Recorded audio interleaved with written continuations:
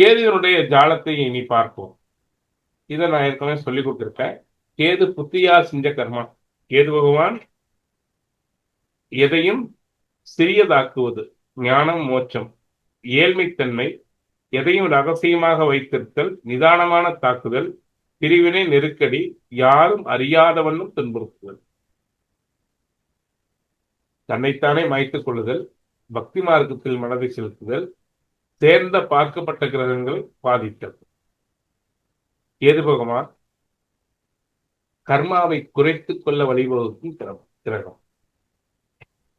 கேது பகவான் இறை வழிபாடு, தர்மம், இயல்பான வாழ்க்கையை வாழ விடாமல் தண்டிப்பது, ஒரு உயிருக்கு கிடைக்க வேண்டிய இயல்பான எதையும் கொடுக்காமல் இயங்க வைப்பது, மனதை எதிலும் சிக்க வைப்பது. ஆனா ஒண்ணு, இந்த இடத்துல நான் சொல்லக்கூடிய விஷயம் வந்து என்னன்னா, ஒரு உயிருக்கு இயல்பா கிடைக்க வேண்டியது கிடைக்க கொடுக்க மாட்டேங்கிறார் அப்படின்னா, அந்த உயிர் அதை விட கொடுமையான பாவத்தை பண்ணி இருக்கும், அல்லது அந்த உயிருக்கு அது கிடைச்சாலும் அதை உணராது என்பதால் இறைவன் கேது பகவான் கொடுப்பதில்லை. ஒரு உயிருக்கு இயல்பா கிடைக்க வேண்டியது கொடுக்காம பண்றாருன்னா, அதை ஏங்க வைக்கிறாருன்னா, அதை உதாசீனப்படுத்தி அதை எவ்வளவு கொச்சைப்படுத்தணுமோ படுத்திருப்பார்னு அர்த்தம்.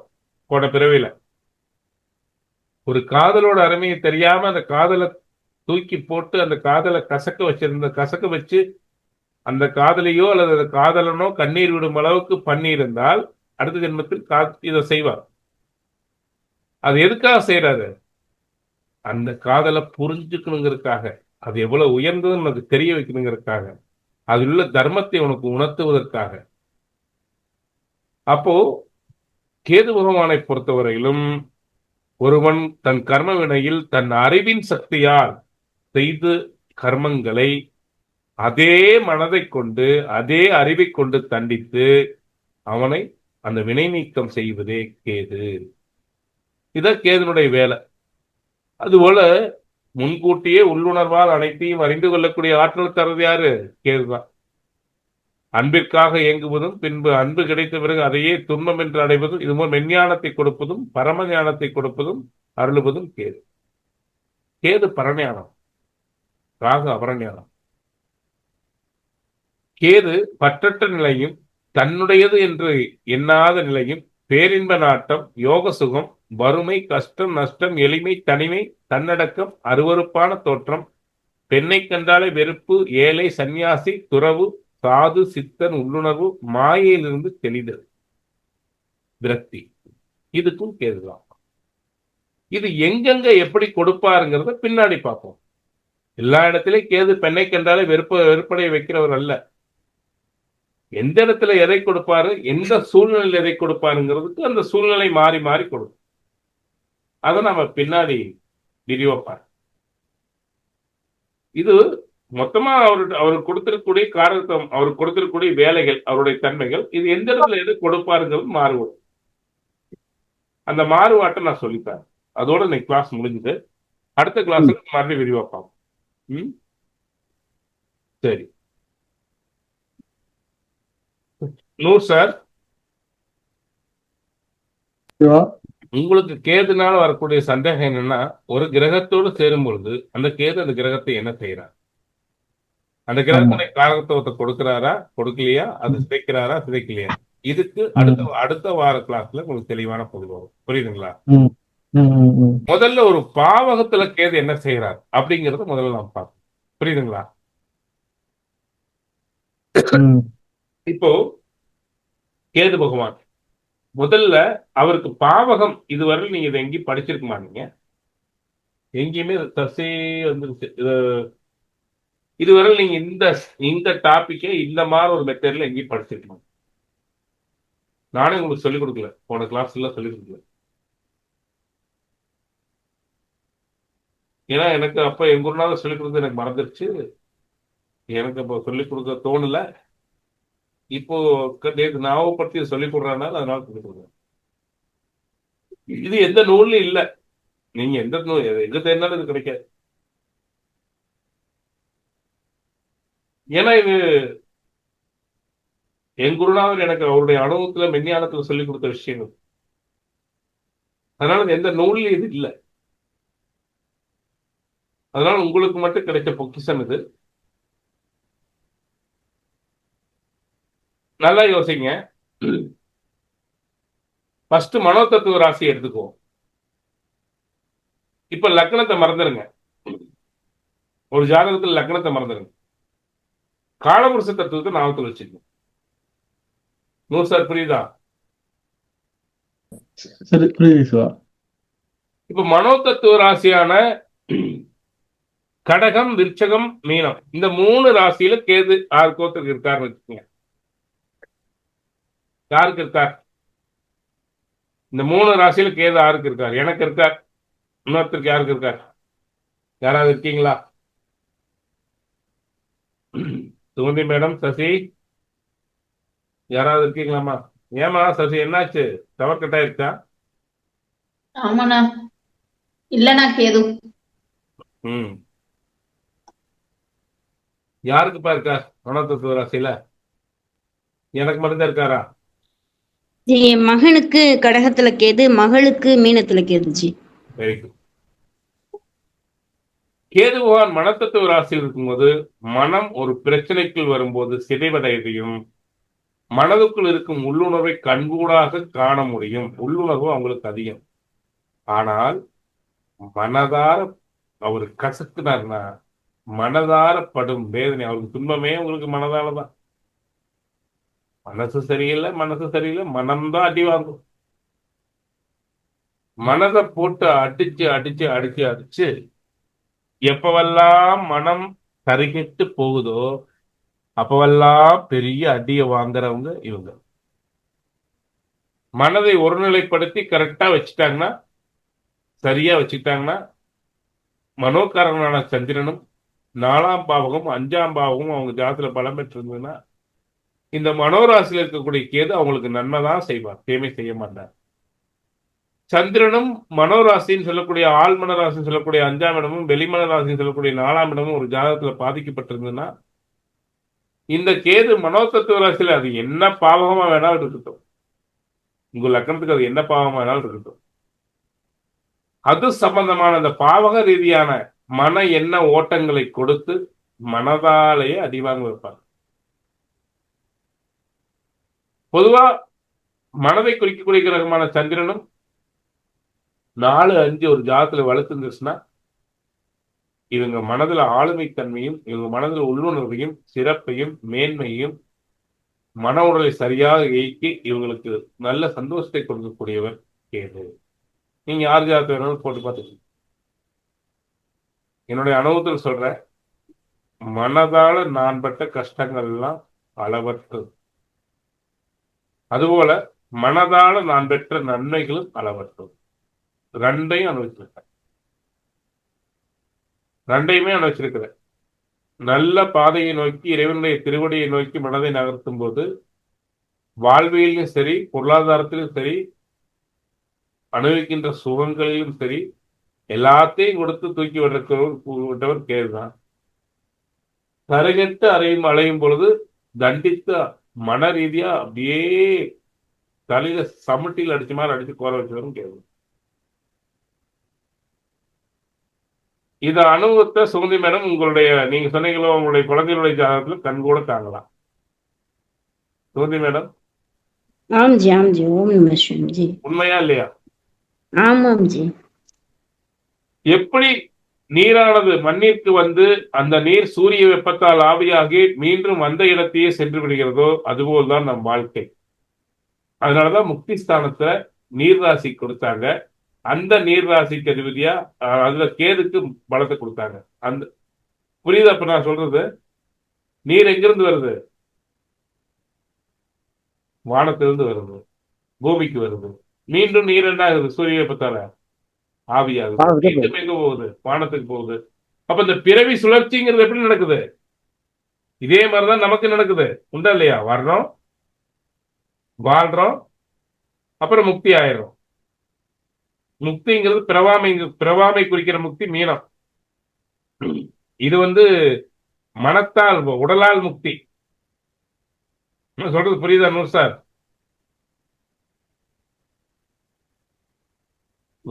புரியுது. இதை எப்படி ஐயா புரியுது. இது எப்படி பதிவு கருவிங்கிற மாதிரி இது எப்படி எடுத்துக்கிறது? ரீசைக்கிள் சொல்றீங்கல்ல? இந்த ரீசைக்கிள் இந்த இந்த இந்த சுழற்சி பிறவி ம் இந்த ரீசைக்கிள் சுழற்சிக்கே காரணம் பாருங்க. இந்த நீர்ராசி முக்தி கொடுத்தாங்க. இந்த நீர்ராசி முக்தி கொடுத்து முக்தி 3 விதமா கொடுக்குறாங்க. மோட்சத்தை 3 விதமா கொடுக்குறாங்க. கடகம் உடலால் மோட்சம், விருச்சகம் மனத்தால் மோட்சம், மீனம் உயிரால் மோட்சம். இப்படி கொடுக்குறாங்க. அப்போ உடல் மோட்சமும் நீர்ராசியில் தான் இருக்கு, மனம் மோட்சமாவதும் நீர்ராசியில் தான் இருக்கு, அதுக்கப்புறம் உயிர் மோட்சமாவதும் நீர்ராசியில் தான் இருக்கு. ஏன் நீர் தத்துவத்தில் இந்த மோட்சத்தன்மை கொடுத்தாங்க? நீர் எப்படி மண்ணுக்கு வந்து மீண்டும் வெப்பமாகி மீண்டும் ஆவியாகி மீண்டும் இப்படி போகுதோ அதே போல்தான் இந்த சுழற்சி. நம்ம எல்லாரும் உடலால் மோட்சமாகிறோம். இதை தவிர நம்ம வேற எதுவுமே செய்யறதில்ல. மனத்தால் மோட்சம் ஆவறது இல்ல. மனத்தால் மோட்சம்னு எனக்கு என்ன கேட்டா, மனதில் இருக்கிற ஆசையெல்லாம் துறந்த நிலையில மனத்தால் மோட்சம். யாராவது துறக்கிறோமா சார்? இல்ல சிவா, அது எப்படி? அது எப்படி? அதை கடந்தால் உயிர் அது மோட்சமாயிரும். எப்படி? பாருங்க, முதல் ராசியில உடல் மோட்சமாகுது, 2வது ராசியில மனம் மோட்சமாகுது, 3வது ராசியில் உயிர் மோட்சமாயிருக்கு. நல்லா புரிஞ்சுக்குங்க. உடல் மோட்சமாயி மனம் மோட்சமானா அதுக்கப்புறம் உயிருக்குங்க வேலை இல்லை. நம்ம உடலை மட்டும்தான் கழட்டிட்டு போயிட்டு இருக்கிறோம். மீதி விருச்சகத்துக்கும் மீனத்துக்கும் வேலை கொடுக்கறதே இல்லை. நம்ம ஜாதகம் அதுக்குள்ள. புரியுதுங்களா? நீர் பலருக்கும் எவ்வகையில், இதங்கதான் நான் அந்த சூட்சுமத்தை சொல்லி கொடுக்குறேன். இது எந்த நூல்ல இல்லை சார், நானே கற்பனை எழுதுனது. நீர் எப்படி மண்ணுக்கு வந்து சூரிய வெப்பத்தால் ஆவியாகி மீண்டும் மீண்டும் செல்கிறதோ அதனாலதான் இந்த ராசியை மோட்சத்தை கொடுத்தாங்க. அதுக்குள்ள கேதுனுடைய நட்சத்திரத்தை வச்சாங்க. சாரி, அதுக்குள்ள கேதுக்கு பலம் கொடுத்தாங்க. இந்த ராசியில கேதுக்கு பலம் அப்படின்னு கொடுத்தாங்க. புரியுதுங்களா? ஏன்னா மீனத்தில் அவருக்கு ஆட்சி வீடுன்னு சில நூல்கள் சொல்லப்படுது, விருச்சகத்துல உச்சம் பெறுகிறார், கடகத்திலும் கேதுக்கு பலம். அவர் தான் அங்க வந்து படிச்சார். கடகாலில அவர் வேத சாஸ்திரங்களை கற்ற இடம். அங்க பாருங்க, கேதுனுடைய தத்துவத்தை பாருங்க. நீர் பலருக்கும் எவ்வகையில் பயனுள்ளதாக இருக்கிறதோ அப்படி மற்றவர்களுக்கு பயனுள்ளதாக வாழக்கூடிய மனிதர்களுக்கு இந்த நீர் ராசி மனோதத்துவ ராசியில் கேது பகவான் இருக்கும் பொழுது அளப்பெரிய ராஜயோகத்தை அள்ளித் தருகிறார். அதே சமயம் சுயநலவாதிகளுக்கு இங்கு இடமில்லை. தேக்கத்தின் நீர் எப்படி கெட்டு சாக்கடை நீர் ஆகிவிடுகிறதோ அதுபோல் அவர்கள் வாழ்க்கையும் சாக்கடை ஆகிவிடுகிறது. இந்த தத்துவத்தை அனுபவத்துல நான் வச்சு சொன்னது. யாருக்கெல்லாம் மனோராசின்னு சொல்லக்கூடிய இந்த 3 ராசிகள்ல கேது இருக்கோ, நீங்க உலகத்துக்காக வாழ்ந்து பாருங்க, மற்றவர்களுக்காக வாழ்ந்து பாருங்க, உங்க வாழ்க்கையை மற்றவர்களுக்கு பயனுள்ளதாக்கி பாருங்க, உங்க வாழ்க்கை தானே உயரும்.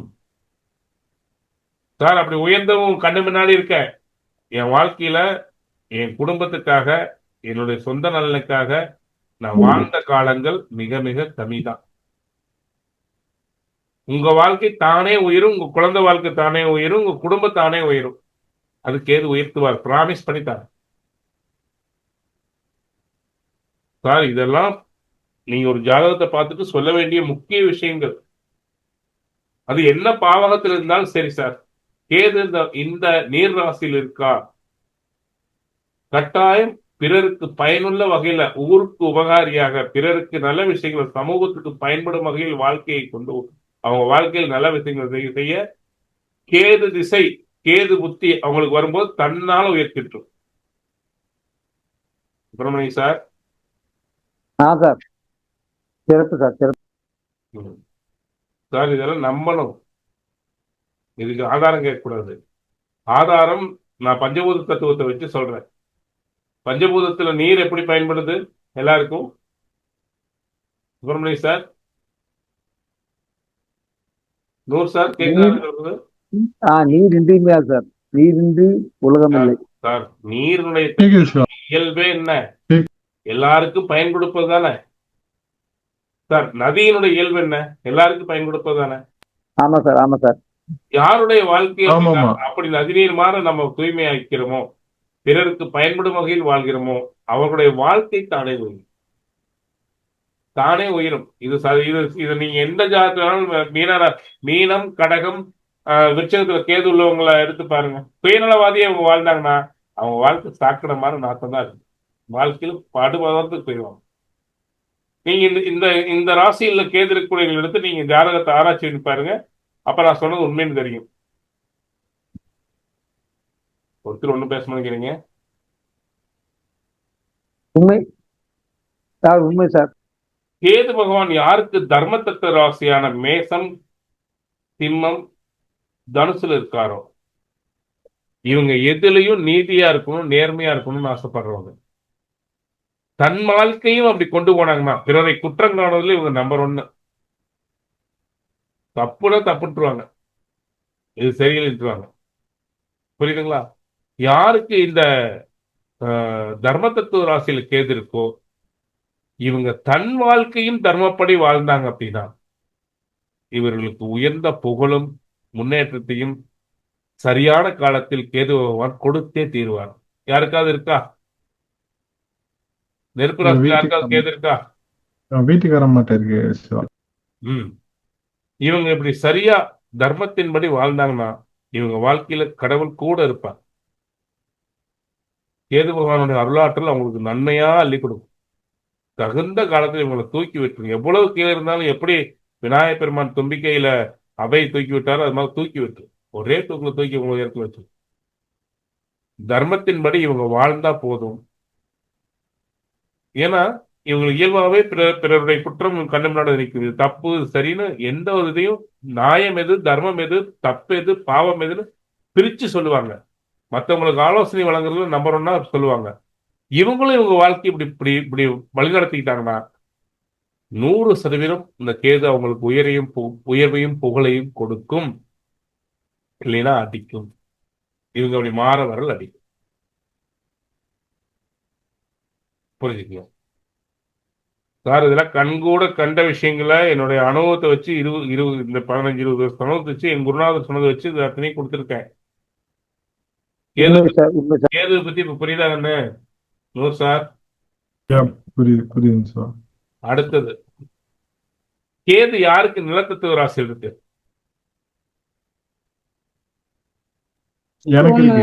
கன்னி கேதுஜி.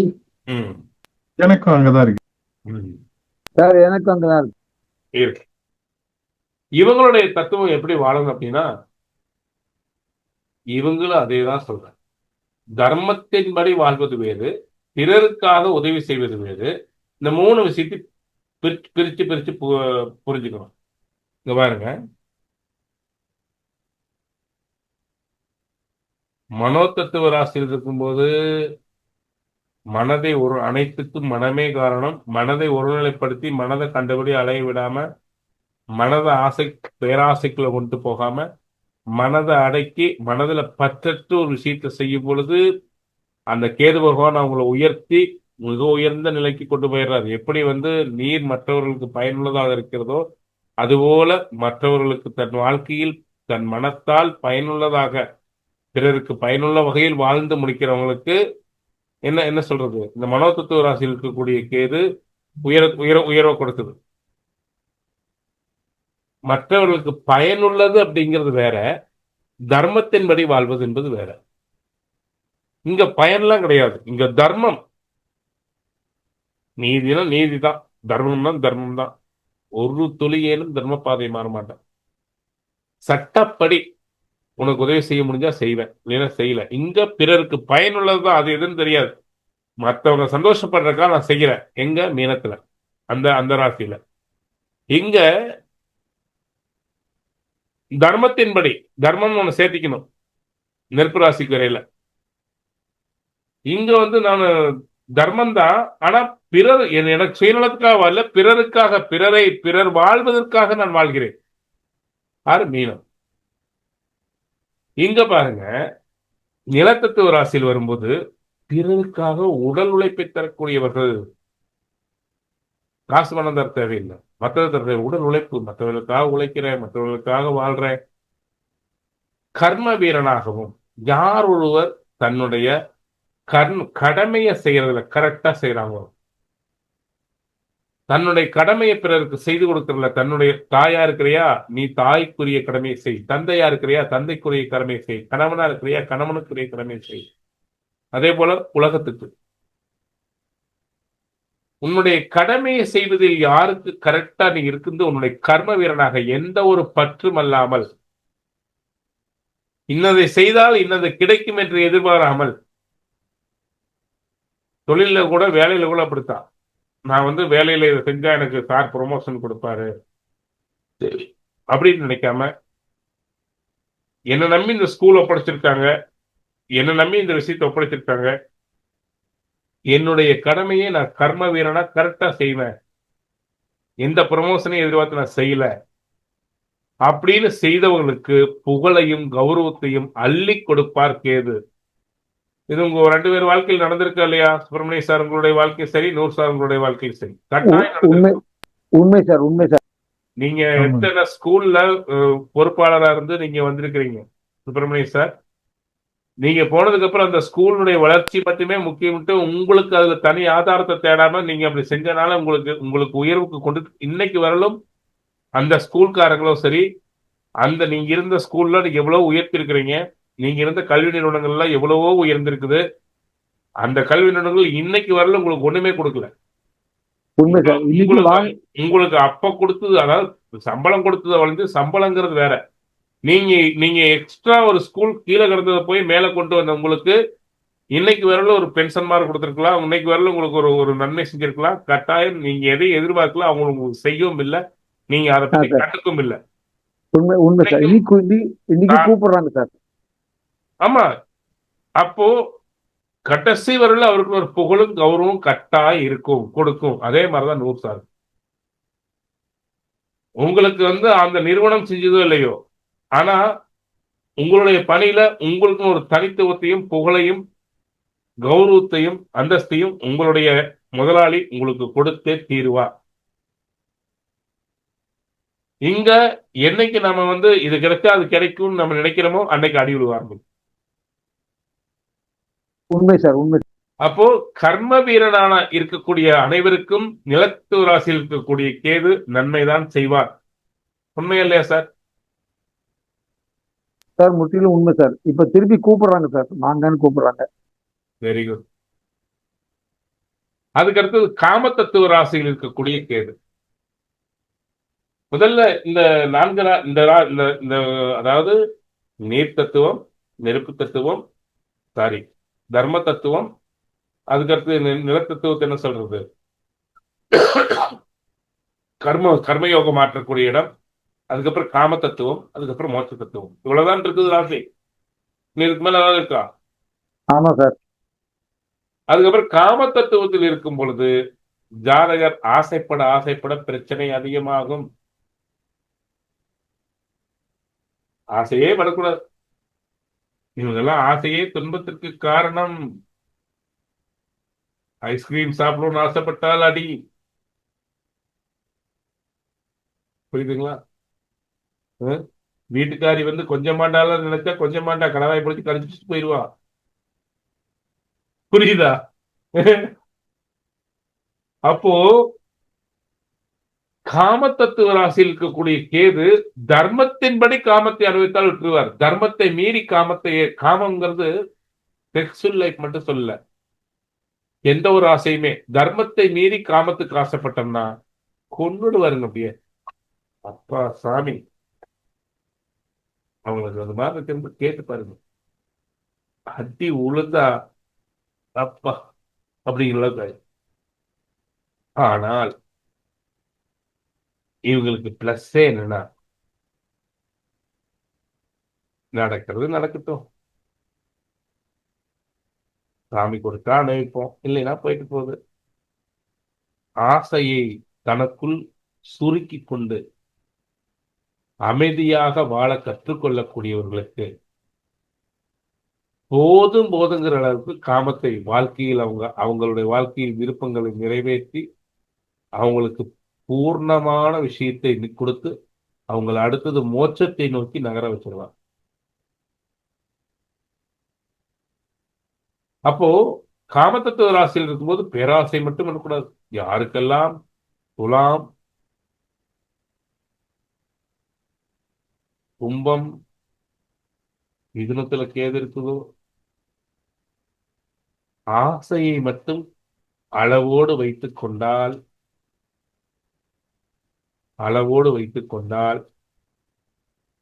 இவர்கள் ஆசைப்படாதவற்றை கூட இவர்களுக்கு கொடுத்து பூர்ணமாக அனுபவித்து.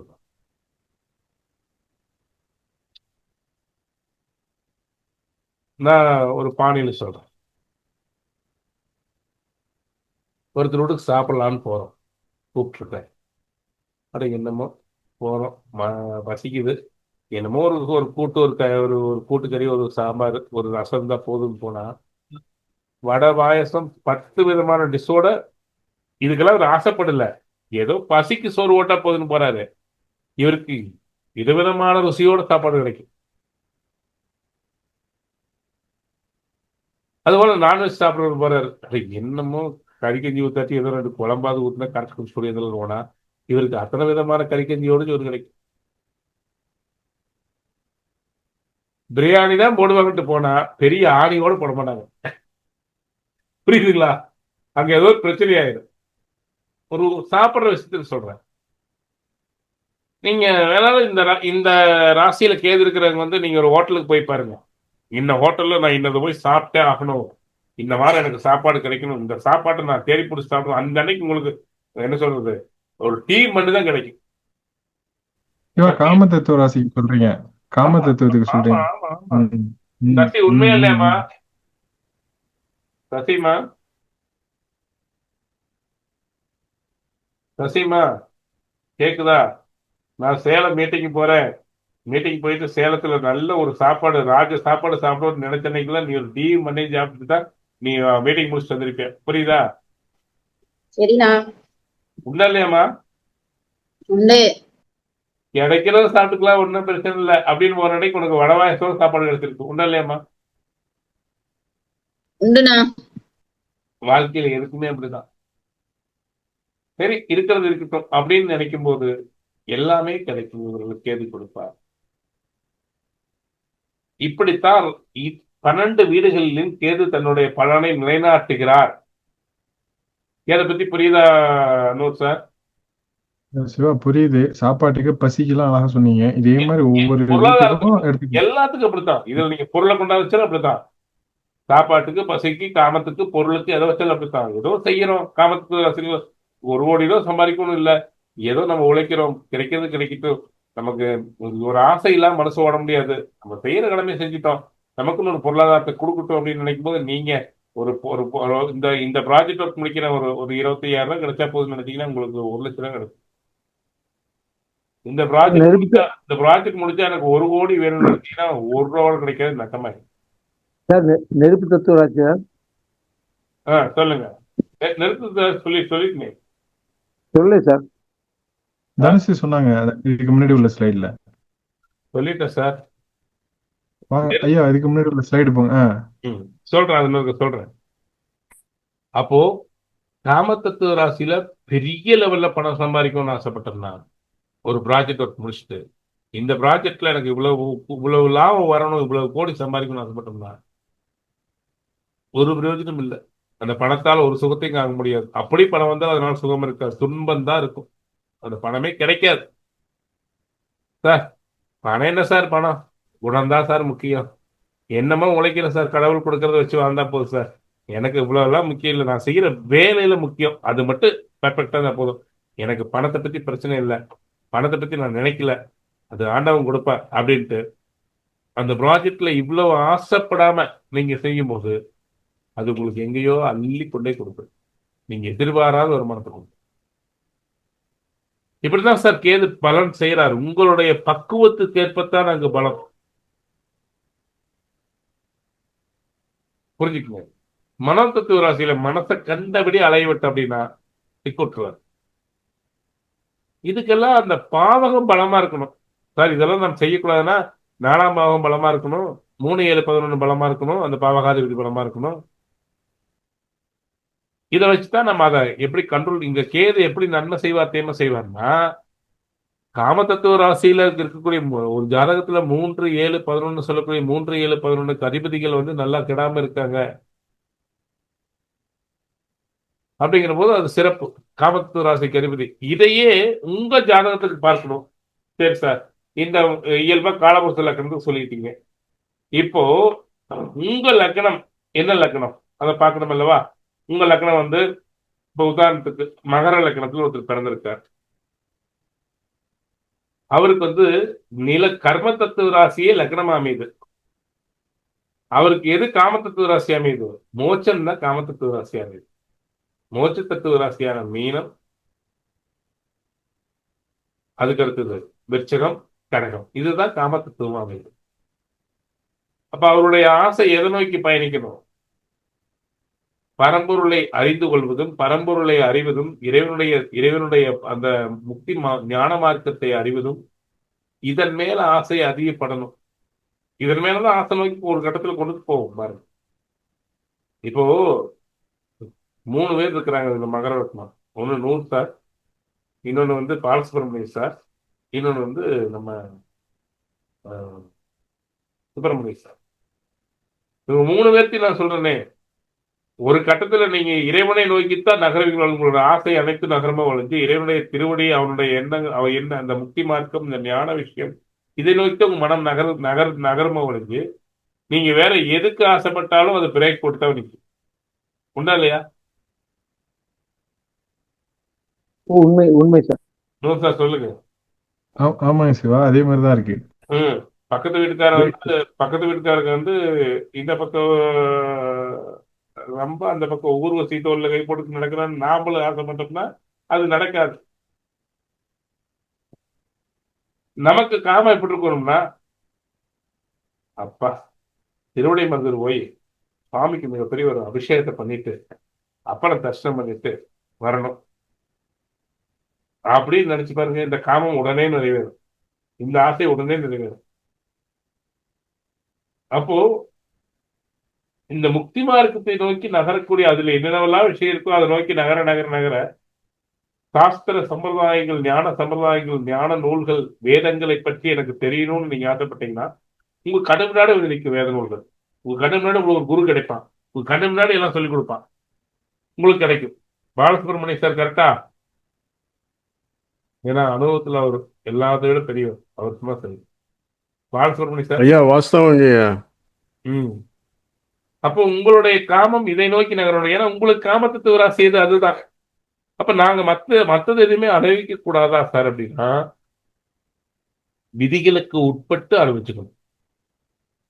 ஞான மார்க்கத்தை நோக்கி நகரக்கூடிய மனைவி உங்களுக்கு கிடைச்சிருந்தா உங்களுக்கு சந்தோஷமா இருக்கும். அவங்களே சேர்த்து அதில் கூட்டிட்டு போனீங்கன்னா அதுல காமம் கிடைக்கும். ஞான மார்க்கத்துக்கு அதிக செலவிட்டீங்கன்னா உங்களுக்கு பொருளாதாரம் கிடைக்கும். உங்களுக்கு வர பணத்தை தெய்வ காரியங்களுக்கு அதிக செலவிட்டீங்கன்னா உங்களுக்கு பொருளாதாரம் உங்களை தேடி வரும், உங்களுக்கு கிடைக்கும். எதோடு ஒன்றி போறோமோ அதன் வழியிலேயே நம்ம போக போக போக அதுக்கு தேவையான பொருளாதாரம், அதை வச்சு நாம வாழக்கூடிய வாழ்க்கை எல்லாத்துக்கும் உண்டானது கிடைக்கும். ஆனா நம்மளுடைய நோக்கம் எதை நோக்கி பயணிக்கணும்னா, சார் ஒருத்தர் கொடைக்கானல் போறார், ஜாலியா ரூம் போட்டு அனுபவிக்கணும். இன்னொருத்தர் ராமேஸ்வரம் போறார், சாமி தரிசனம் பண்ணணும்ல. இப்போ கொடைக்கானல் போறவரும் இடையில பூரி பொங்கல் புரோட்டா சாப்பிட்டு இருப்பார். ராமேஸ்வரம் போறவரும் பூரி பொங்கல் புரோட்டா சாப்பிட்டு இருப்பார். நோக்கம் ஒருவர் ராமநாதரை தரிசனம் பண்ணணுங்கிறது, ஒருத்தர் ரூம் போட்டு ஜாலியா இருக்கணுங்கிறது. இதுதான் சார் முழு காமதத்துவ ராசிக்கும் மோட்ச தத்துவ ராசியே காமதத்துவ ராசி அமையறதுக்கு வித்தியாசம். இடையில சாப்பிட்ட ருசி எல்லாத்துக்கும் ஒண்ணுதான். புரியுதுங்களா சார்? நீங்க ராமேஸ்வரம் போய் ராமநாதரோட விட்டு மக்கியானால் கடலுக்கு போய் மீனே சாப்பிட்டாலும் சரி சார், உங்களுடைய நோக்கம் என்ன? ராமேஸ்வரம் வழிபடுறது தானே சார்? சொல்லுங்க. உண்மை சார். ஆனா அது உணவுனுடைய ருசியினுடைய நாக்கு ருசி எல்லாத்துக்கும் ஒண்ணுதான். அவரும் அதே ருசியத்தை சாப்பிட்டுருப்பார், நீங்களும் அதே ருசியத்தை சாப்பிட்டுருப்பீங்க. உண்டா இல்லையா? இன்பம் ஒன்று தானே. இதுதான் சார் வாழ்க்கை. இப்படிதான் சார் ராசி மண்டலத்தை நகர்த்தி பார்க்கணும். புரியுதுங்களா? அதை அடுத்த வகுப்புல தெளிவா சொல்லித்தாரேன். புரியுதுங்களா?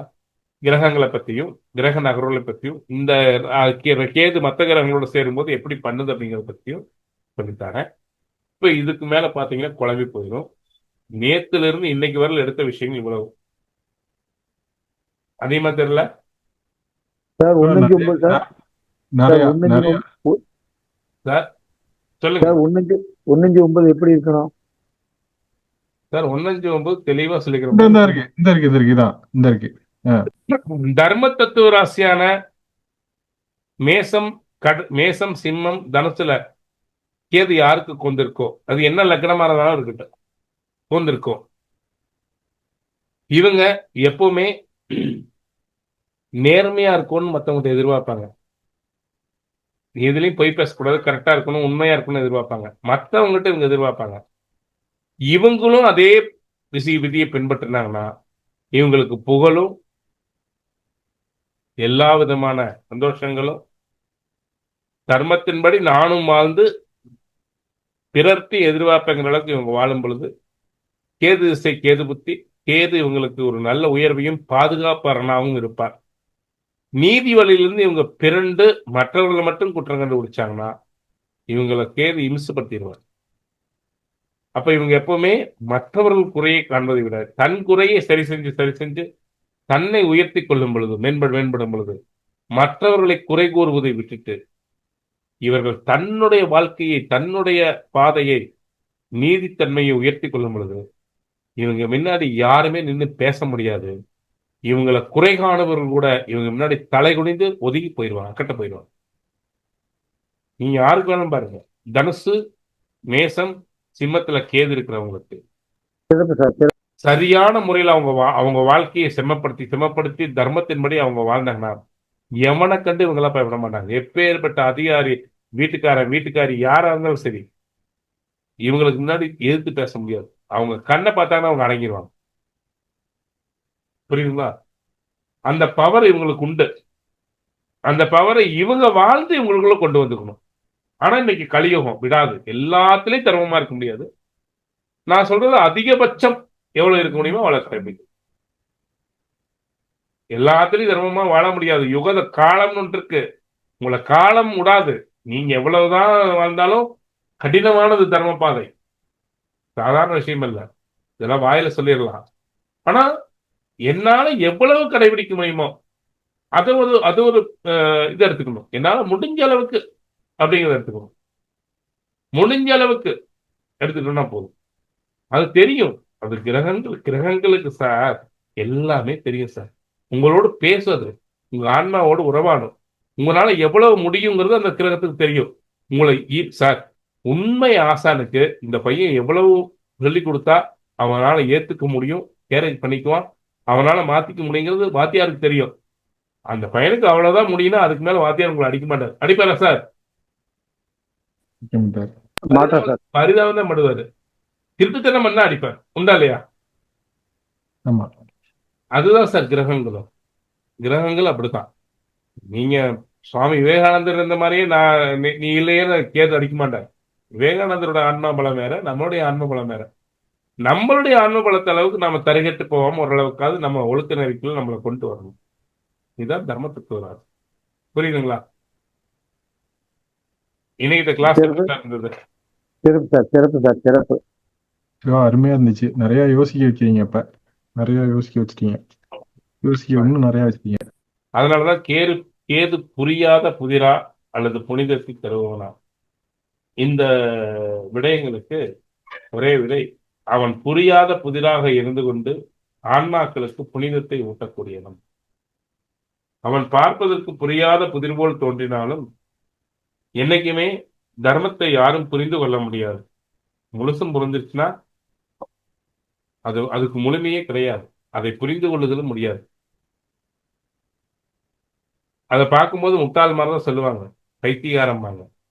அப்படி வாழும்போது கேதுனுடைய வழியில வாழும்போது பைத்தியகார கிறுக்க இவெல்லாம் ஒரு ஆளு அப்படித்தான் உலகம் சொல்லும். ஆனால் இறுதியில் அவர் வாழ்வுதான் செம்மையை நோக்கி நகரும் தெரிஞ்சதுக்கு அப்புறம் அத்தனை பேரும் உங்க காலடியில் நடப்பாங்க. மிகப்பெரிய ராஜாவா இருந்தாலும் உங்க காலத்துக்கு முடுவாரு. சாதாரண குப்பஞ்சப்பனும் காலத்துக்கு முடுவான். உங்களை உயர்த்து கொண்டு போய் வச்சிடும். கேது பொறுத்தவரை. கேது இல்லற வாழ்க்கையை தடுக்குதா அப்படின்னா சத்தியமா இல்லை. தர்மத்துக்கு உட்பட்ட வாழ்க்கையை வாழ்வதற்கு எல்லா விஷயங்களையும் கேது கொடுக்குது. அதனாலதான் காலபுருஷனுக்கு 9ஆம் இடத்துல கேதுனுடைய நட்சத்திரம் மூல நட்சத்திரம் இருக்கு. பலதார மனத்தை கேது கொடுக்குது. எங்க பலதார மனத்தை ஏற்படுத்துதுன்னா, உண்மையால் ஒருத்தனுக்கு கிடைக்க வேண்டிய சந்தோஷங்கள் இவன் நல்லா இருந்து வாழ்க்கை துணை கைவிடும் போது அவனுக்கு இன்னொரு வாழ்க்கை துணை கொடுத்து அழகு பார்க்கும். அதே சமயம் கேது ஜாதகத்துல கெடும்போது பல இடத்துல போய் பல இடத்துல கெட்ட சவகாசம் ஏற்பட்டு உடம்புல நோயை வாங்கக்கூடிய தன்மையை கொடுத்துரும். புரியுதுங்களா? இது எப்படி அப்படிங்கிறத கிரகங்களோடு இணைச்சு பார்க்கல நம்ம அடுத்த பதிவுல பார்ப்போம். கேதுவை பற்றி அடுத்த வாரம் சிந்திப்போம். இதை பற்றி முழு விளக்கத்தை திருமண பொருத்தத்தில் நாம் பார்ப்போம். இப்ப நான் சார் கேட்டனால கேதை பற்றி கொஞ்சம் தெரிஞ்சுக்கணும் அப்படின்னு கேட்டனால ஒரு 2 கிளாஸ் இதை பற்றி பார்ப்போம். அதுக்கு மேல முழு விளக்கத்தையும் திருமண பொருத்தத்தில் உள்ளுக்குள்ள பார்ப்போம். புரியுதுங்களா?